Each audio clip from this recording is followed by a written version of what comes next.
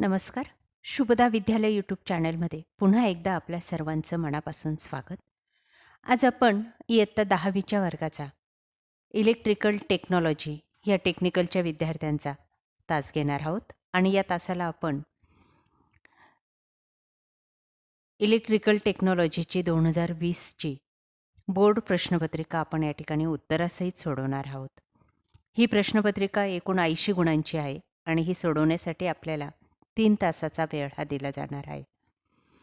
यासारख्या मागील वर्षाच्या प्रश्नपत्रिका पाहिल्यामुळे आपल्याला चालू शैक्षणिक वर्षी कोणते प्रश्न येतील, आपली प्रश्नपत्रिका कशी असेल, किती मार्कांची असेल,